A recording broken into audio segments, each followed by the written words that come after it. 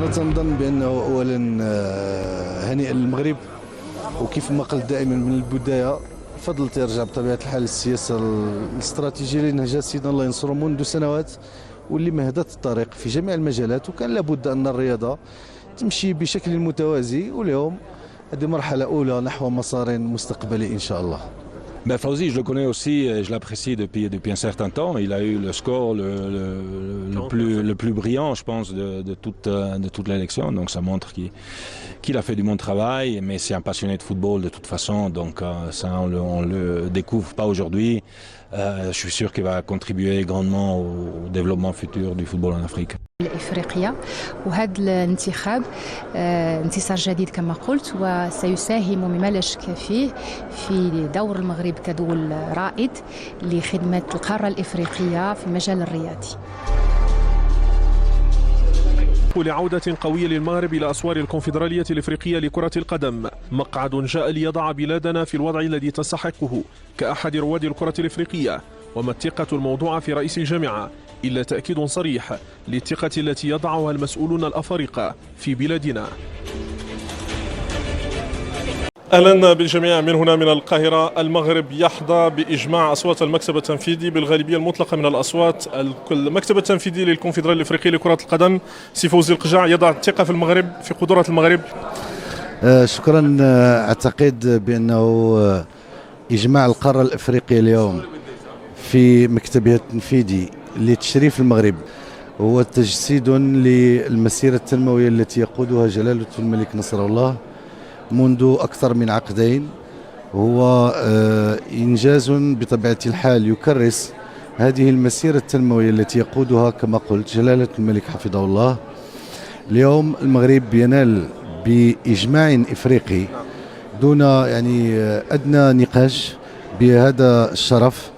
أعتقد بأنه كما قلت تتويج لعمل جبار يقوده ملك عظيم،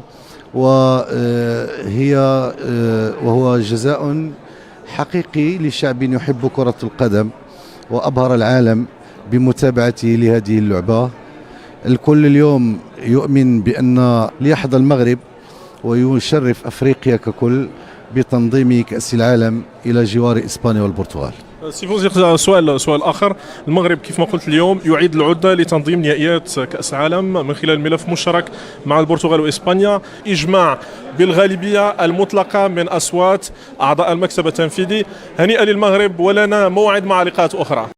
إذن فوزي القجاع حقق فوزا ساحقا بانتخابات اللجنة التنفيذية، ونستمع لتصريح رئيس الجامعة الملكية المغربية لكرة القدم فوزي القجاع عقب انتخابه في اللجنة التنفيذية خاصة به الزملاء في إذاعة ميدي آن، حيث أكد بأن الحضور المغربي في أجهزة كان هدفا أساسيا بالنسبة له منذ توليه رئاسة جامعة الكرة.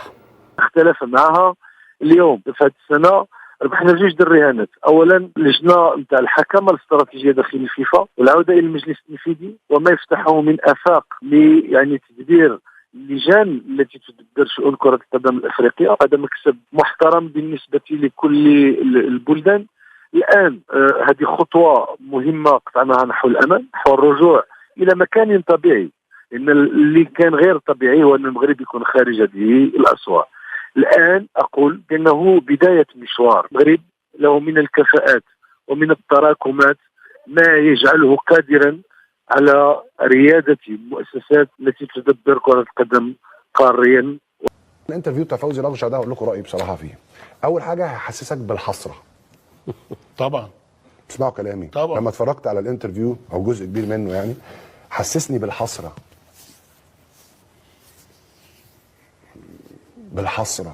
والمعنى ده رئيس اتحاد الكوره اللي لازم يبقى رئيس اتحاد الكوره بتاعك، مع احترامي لاي حد.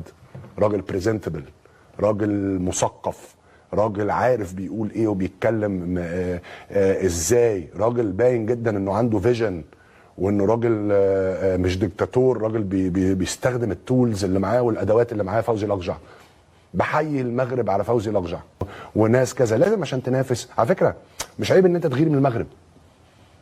المغرب باخواتنا وحبايبنا، وربنا يعلم انا اصحابي المغربيه بحبهم، مغاربه اسف بحبهم قد ايه، وكلهم ولاد بلد وولاد اصول، ما شفتش منهم الا كل خير. اخواتي في المغرب، اصحابي اللي لعبت معاهم وزميلتهم في العمل الاعلامي وكله. لكن الناس دي عندها بلان. غير غير، جيب اتحاد كوره وابني كوادر وشغل ناس متعلمه واستفيد من الخبرات بس بليمت بشكل معين، واستفيد من اهل الكوره، استفيد منهم والجأ لهم، مش عيب. النهارده مين مدير المنتخبات الوطنيه في المغرب؟ يدعم السويسري جيان إنفانتينو رئيس الاتحاد الدولي لكرة القدم فوزي لقجع رئيس الجامعة الملكية المغربية للعبة ذاتها لرئاسة الكونفدرالية الإفريقية خلفا للجنوب الإفريقي موتسيبي.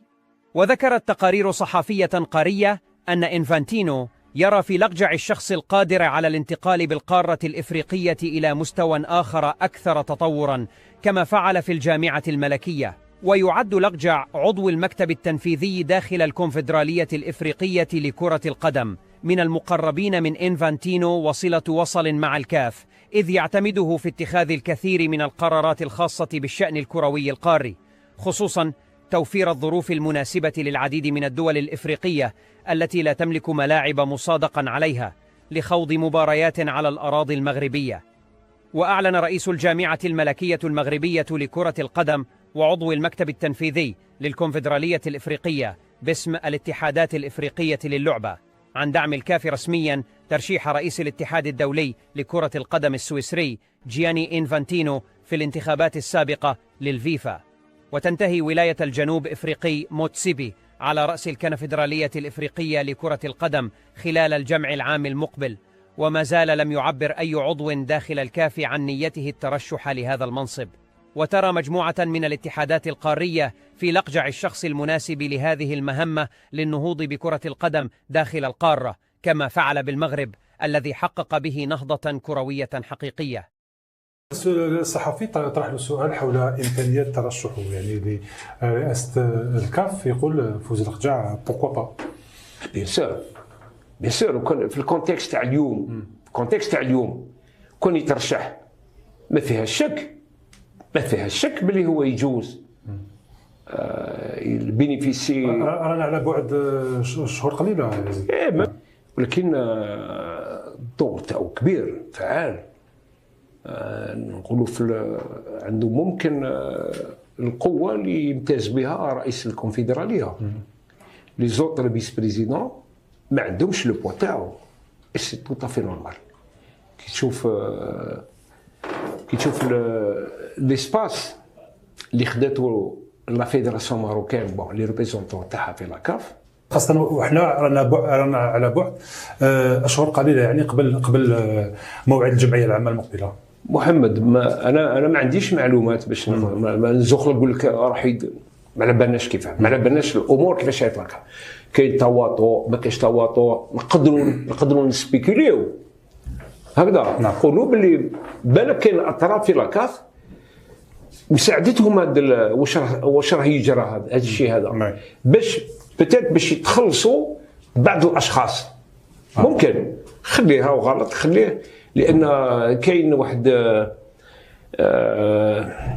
كاين انيسياتيف كي est en train de prendre forme depuis واحد 6 semaines et qui s'inscrit dans une perspective de changement au niveau تاع la tête de la CAF. ما تقوليش شكون ودا، نقول لك بلي كاينه. هل عندها علاقه يعني بالاخبار اللي تقول انه الموريتاني يحيى راح يكون مرشح من بين المرشحين لقياده الكونفدراليه الافريقيه لكره القدم؟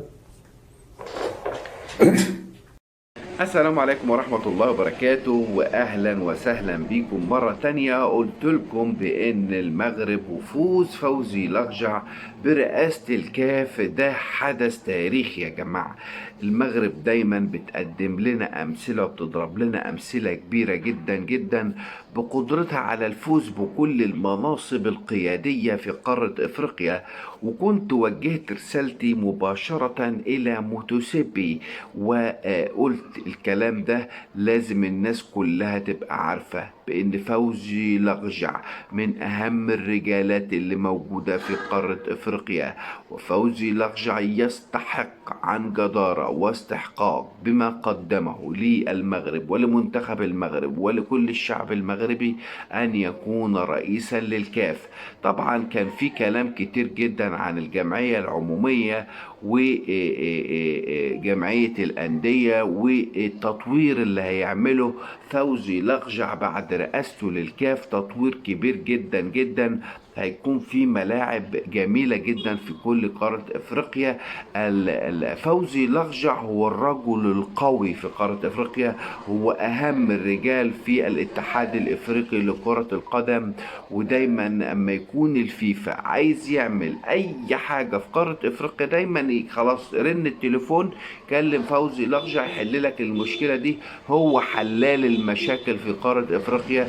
دايما بنشوف ان المغرب بتستضيف منتخبات كتيرة جدا افريقية على ارضها، جمهورية افريقيا الوسطى وبلد زي غينيا الاستوائية واي بلاد عندهم ازمات سياسية او مشاكل سياسية او حروب اهلية او كلام زي كده، دايما بتستضيف المغرب هذه المنتخبات على ارضها. واي بلاد في افريقيا ما عندهمش المواصفات الكاملة للملاعب اللي يقدروا يلعبوا عليها مباريات تصفيات افريقيا او تصفيات كاس عالم، المغرب بتفتح بابها وبتدخل المنتخبات دي عندها على اراضيها وبتلعبهم كل المباريات اللي هم عايزينها. عشان كده بقول لكم ان فوزي لقجع لازم تفهم ويبقى عندك يقين كامل بانه احد الابطال الحقيقيين في المملكة المغربية واحد السيوف القوية جدا للمغرب.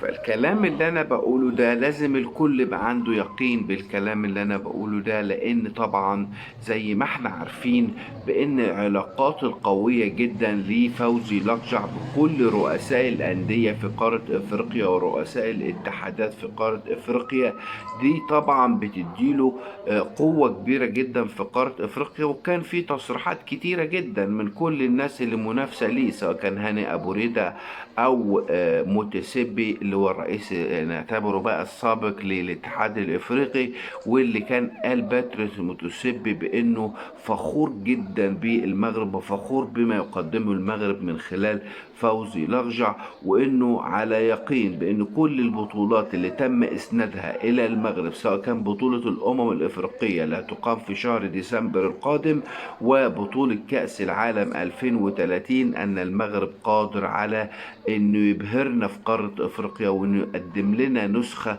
قوية جدا جدا جدا من كأس العالم ومن كأس الامم الافريقية. والنسخة 35 من افريقيا انا بقول لكم هتبقى نسخة غير، هتبقى نسخة مختلفة، هيبقى التكنولوجيا فيها عالية جدا.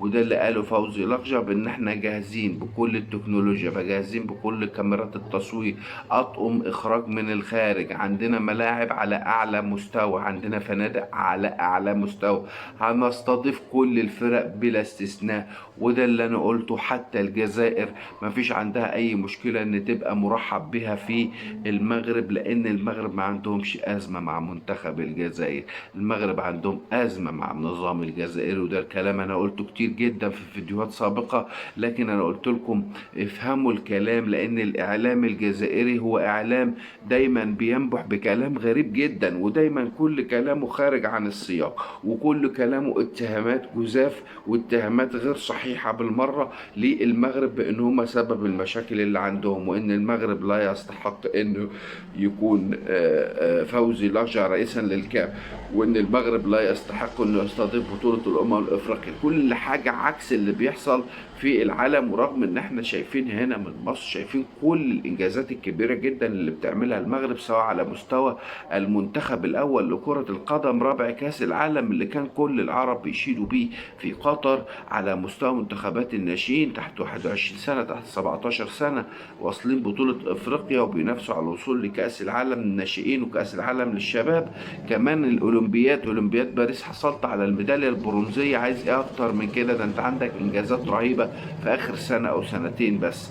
ازاي ما يكونش فوزي لقجع هو رئيسا للكاف؟